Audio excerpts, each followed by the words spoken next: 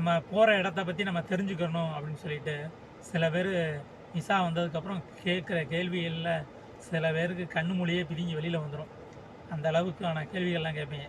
அதாவது நம்ம போகிற இடத்த பற்றி தெரிஞ்சுக்கிறணும் தான், இல்லைன்னு சொல்லவே கிடையாது. கண்டிப்பாக வந்து தெரிஞ்சுக்கிறணும் தான். அதுக்காக 100க்கு 100% வந்து யாருக்குமே அந்த இடத்த பற்றி சொல்ல முடியாது, தெரியாது. அதுதான் வந்து உண்மை. அதில் ஒரு 60% 70% தெரியும் சொல்லுவாங்க. ரைட், ஓகே, அவ்வளோதான். அதுக்கு மேலே ஓகே இந்த அளவுக்கு இருக்குதா, ஓகே மேனேஜ் பண்ணிக்கிறோம் அப்படின்னு நீங்கள் வந்து ஒரு யார் போக நினைக்கிறீங்களோ அவங்க வந்து ஒரு போல்டாக இருக்கணும், ஒரு கான்ஃபிடெண்ட்டாக இருக்கணும்.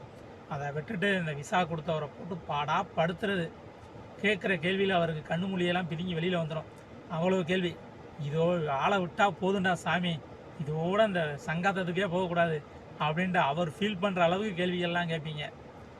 இதுக்கப்புறம் என்ன நடக்கும்னா, அவர் அதோட மறந்தாலும் சரி, இவங்க தொலைஞ்சாலும் சரிடா, தேவையில்லாமல் போய் நம்ம தலையை உள்ளே விட்டுட்டோம், தலையை உள்ளே விட்டுக்கிட்டு இப்போ மாட்டிக்கிட்டு முழிக்கிறோம், என்ன இந்த கேள்வி கேட்குறாங்க, இதுக்கெல்லாம் நம்ம என்ன பண்ண முடியும் அப்படின்ட்டு அவர் ஒரு வழியாக ஆயிடுவார்.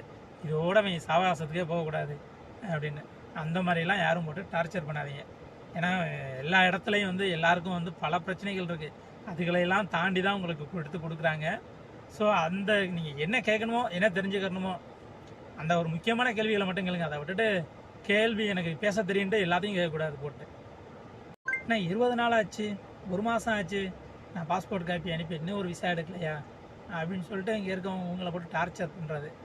அவங்க ஆக்சுவலி அவங்க அதை நான் சொன்னதான், அவங்க ஒரு 10 பேர்கிட்ட கேட்பாங்க, அங்கங்கே ஏதாச்சும் வேக்காண்டி இருந்துச்சுன்னா மட்டும் தான் எடுத்து கொடுக்க முடியும், இல்லைன்னா கண்டிப்பாக வந்து டிலே தான் ஆகும். அதுவும் வந்து எடுத்தோன்னே நீங்கள் நான் கேட்குறேன் அப்படின்னா எடுத்தோன்னே எடுத்து கொடுத்துட மாட்டாங்க. ஏன்னா அந்த 10 பேர் வந்து பார்த்திங்கன்னா அவங்களுக்கு தெரிஞ்ச ரிலேஷன் யாரும் இருந்தாங்கன்னா அவங்களுக்கு தான் அவங்க ஃபஸ்ட்டு ப்ரியாரிட்டி கொடுக்கணும் அப்படின்னு சொல்லிட்டு அவங்க நினைப்பாங்க. அதுக்கெல்லாம் தாண்டி தான் ஒரு விசா வருது. ஆனால் அப்படி ஒரு விசா எடுத்துகிட்டு சரி ஓகே இந்த மாதிரி போய் மெடிக்கல் போடுமா, பிசிசி இங்கே போய் பண்ணுமா அப்படின்னு சொல்லிட்டு நம்ம விசா எடுத்ததுக்கப்புறம் கால் பண்ணி சொன்னோம்னா, இங்கே இருந்துக்கிட்டு என் குழந்தைக்கு இந்த மாதிரி உடம்பு சரியில்லை, இல்லை எங்கள் அக்கா கல்யாணம் வச்சுருக்கு, அது முடிச்சுட்டு நான் ஒரு 10 நாளைக்கு அப்புறம் போய் பண்ணுறேன் அப்படி இப்படின்னு சொல்லியிருப்பீங்க. இங்கே விசா கொடுத்துட்டானா இவன் வந்து காலில் சுடுதண்ணி ஊற்றிட்டு பறப்பான், இங்கே பதில் சொல்ல முடியாது. ஆனால் இங்கே ஊரில் உட்காந்துக்கிட்டு நீங்கள் கூலாக சொல்லுவீங்க, தங்கச்சி அங்கே போயிடுச்சு, அது வந்ததுக்கப்புறம் தான் பண்ண முடியும், அவங்க தங்கச்சி அங்கே போயிடுச்சு இங்கே போயிடுச்சுன்னு நான் இங்கே சொல்ல முடியுமா? அதெல்லாம் யோசிக்கணும். யாராக இருந்தாலும் இந்த மாதிரி விஷயங்கள்லாம் வந்து வெளிநாட்டில் இருக்கிறாங்க, ஒரு எடுத்து கொடுக்குறாங்க அப்படின்னா அவங்க என்ன ஒரு சுச்சுவேஷனில் இருக்காங்க, ஸோ அந்த சுச்சுவேஷனில் இருந்து தான் நமக்கு எடுத்து கொடுக்குறாங்க அப்படின்ட்டு அவங்களுடைய சுச்சுவேஷனை வந்து நம்ம புரிஞ்சுக்கணும், ஒரு அண்டர்ஸ்டாண்ட் பண்ணிக்கணும். அது தெரியாமலாம் வந்து யாரும் அதை வந்து பேசக்கூடாது. எல்லாருமே வந்து பாதிக்கப்படுறாங்க இதில்.